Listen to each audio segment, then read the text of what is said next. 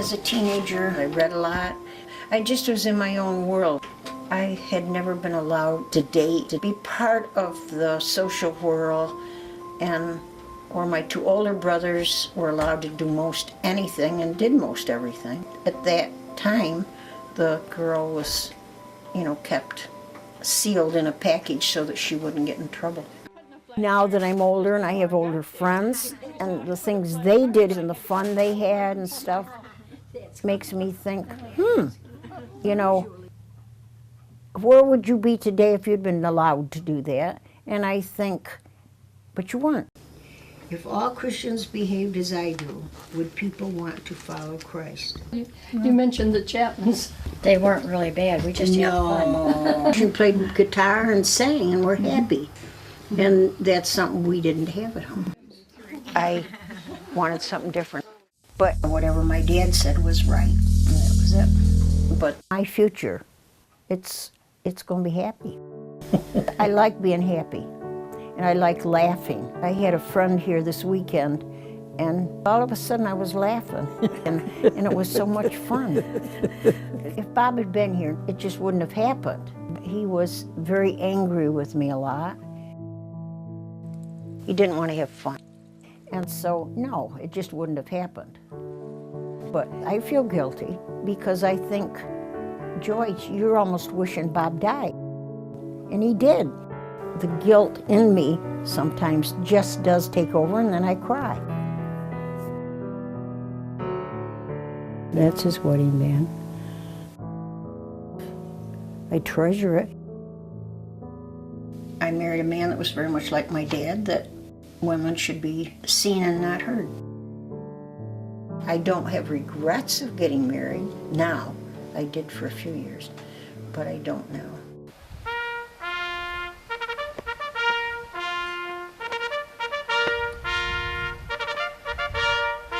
Now we're into politics, and we're into another venture, plus 4 churches and sometimes 5. I don't know where he got the energy. I don't know where he got the ideas. And he had many Christian supporters. He had many against him also. He campaigned constantly. He was against alcohol. He was against kindergarten. And because he said that's just the way the government takes over. He said war would never solve anything. So he was against war. He just feared for America. He thought the country needed a Christian person trying to help pull things together to make America great. He was an assemblyman. He was the senator. People liked him. And my mother was behind him. We didn't have a lot of time with his family. That was given to my mother, and that was a hard job for her. Then we moved to the farm. I was probably 12. Well, probably 50% of the houses that are here now weren't here when we first came to Cutaville. And although it was only 8 miles from Odessa where we lived, and I was very happy, it seemed like God had forsaken that country where we were being moved to.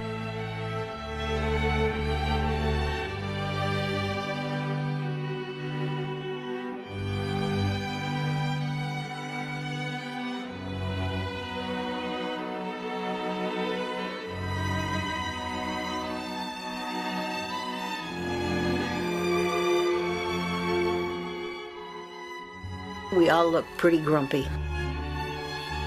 None of us kids were happy on the farm.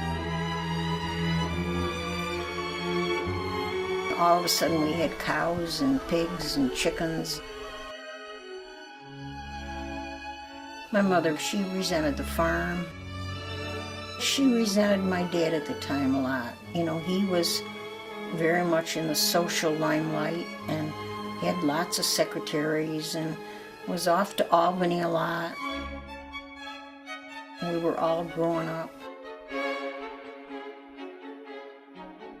My mother was going through a change of life, and my dad didn't want anything done about it. He'd bring parishioners' home, or he would have students, the displaced persons. She always got more beans out of somewhere or something to feed whoever he brought home. I think sometimes our inner feelings, maybe we try not to let them show, but my mother showed in how she aged and the unhappiness in her face. I was fond of my mother. I felt sorry for her. I don't know if she ever stood up to my dad. And for a long, long time, I didn't ever to Bob.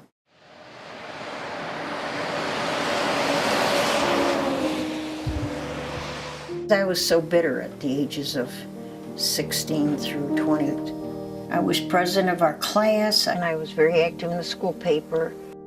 But I would come home from school, and it would be church, church, church.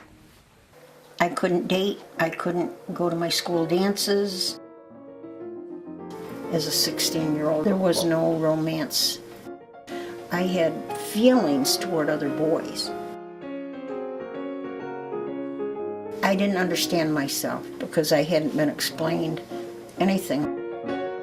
There wasn't that kind of conversation in our family. My dad very definitely wanted me to go to college, but I very definitely wanted to date and have fun in my high school years, and he very definitely said no. He and I didn't always see eye to eye. The thing of it is with my dad, you never fought him, you never answered him back. And it had killed most of your own aggressiveness, your own ability to think, I am going to get on a bus, I'm going to go be a missionary, so I'm going to go do it, I don't care what he says. But I wasn't a fighter, and so I sort of put it on the back burner. It was wrong, but I had learned to just not fight, but to accept what was thrown at me. So my first thing was just get a job, and then I'll see what I can do. But then all of a sudden, romance came into the picture.